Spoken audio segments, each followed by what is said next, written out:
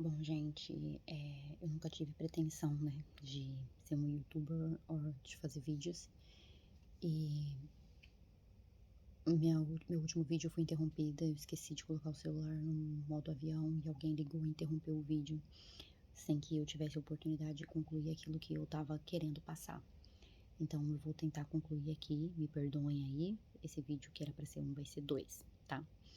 Então, eu estava dizendo sobre o momento em que eu descobri as traições e que eu tomei a decisão de perdoar, porque eu não queria seguir pela vida como uma pessoa amarga, amargurada. Essa foi uma das primeiras decisões que eu tomei, né? Que eu não ia deixar que o que estava acontecendo comigo, né, definisse quem eu sou.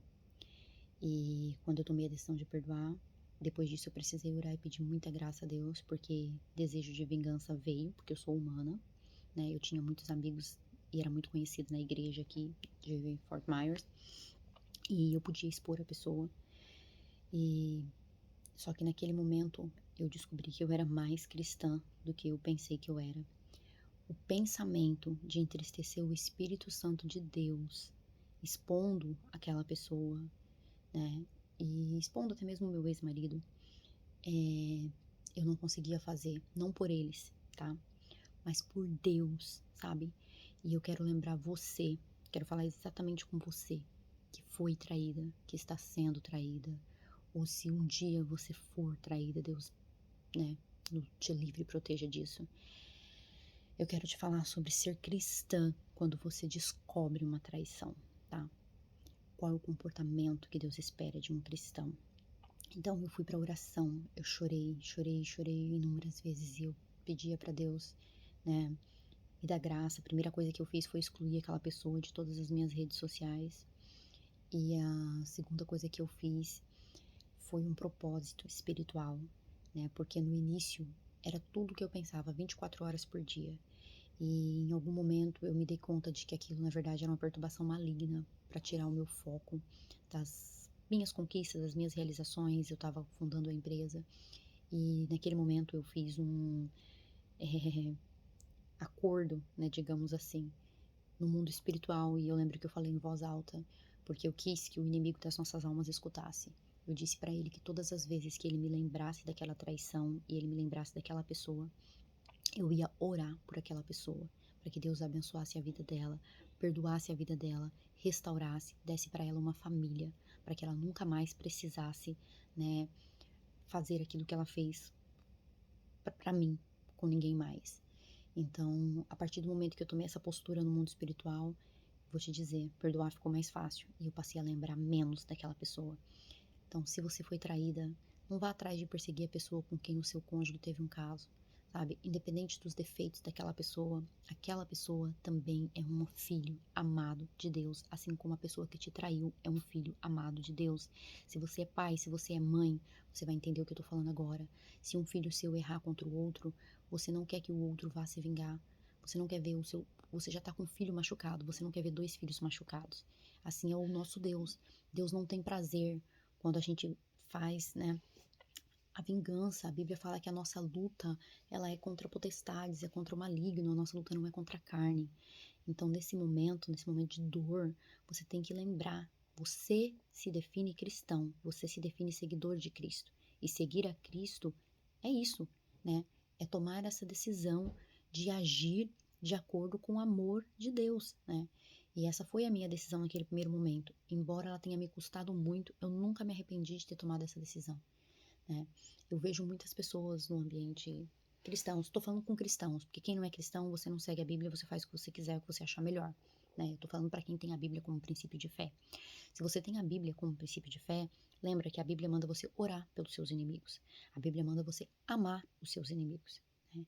Então, se você se vê numa situação como essa, não vá fazer vingança, não vá bater em ninguém, não vá tirar satisfação com ninguém. Vá para os pés do Senhor, vai orar, vai buscar, vai falar com Deus, vai ter vida com Deus, porque você vai crescer espiritualmente no meio de tudo isso.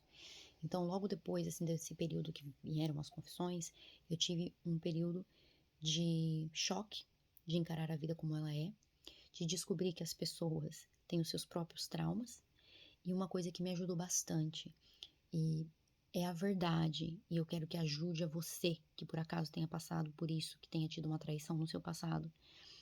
A traição não é sobre você, tá? A pessoa que te traiu, as pessoas envolvidas na traição, todas elas são questões pessoais delas. Não é de propósito, não é contra você. Você simplesmente foi atingido pelo pecado e pela história, pelos traumas, pela vivência de outra pessoa. Isso te afetou, sabe?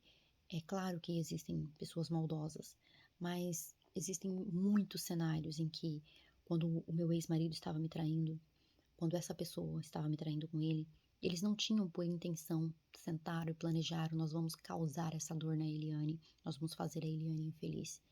Na verdade, eles estavam envolvidos nas próprias questões deles e o que eles fizeram foi nem sequer pensar ou ter o meu sentimento em consideração.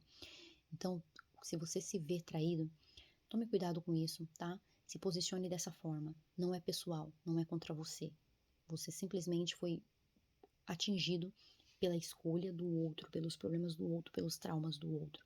O mundo é um mundo caído, a humanidade é uma humanidade caída. As pessoas têm traumas, traumas que vêm das vivências delas de infância, das dores delas e dos pecados de outras pessoas que também atingiram ela. Como eu disse, logo depois das descobertas das traições, né, eu fui para muitos trabalhos de libertação, eu li inúmeros livros sobre relacionamento. Um novo mundo, um novo horizonte se abriu para mim no que se refere a conhecimento dentro dessa área, né?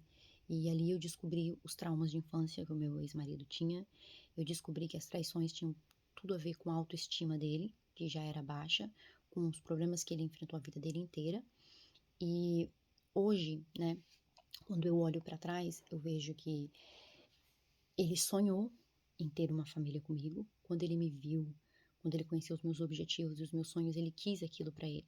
Mas ele quis aquilo para ele por falta de conhecimento próprio. Ele não se conhecia o suficiente, né? E aquilo foi que foi apresentado para ele como o certo e ele queria tomar as decisões certas na vida dele. Então, houve um momento em que os sentimentos foram genuínos. Por isso que você não deve olhar para ninguém como um vilão, sabe?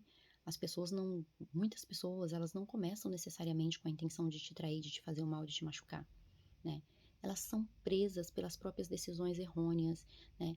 É por isso que a Bíblia, ela nos convida a não confiar no nosso sentimento, não confiar no nosso coração, né? A Bíblia fala que o coração do homem é enganoso. Então, a Bíblia nos chama a viver por princípios. Por quê? Porque o seu coração é enganoso, né? Em um momento ele estava apaixonado e queria aquela vida comigo, em outro momento ele se apaixonou por outro tipo de vida, ele quis outras coisas, porque o sentimento muda, o sentimento oscila, né? Mas se você guia a sua vida por sentimentos, com certeza você vai se envolver em muitas enrascadas, em muitas situações desagradáveis. Mas se você escolhe viver a sua vida baseada nos princípios da palavra, você pode ter certeza que você vai alcançar, né, aquilo que Deus tem para você. Foi o meu caso. No pós-traição, eu não resolvi viver os meus sentimentos. Foi difícil? Foi, porque você também não tem que parar os sentimentos.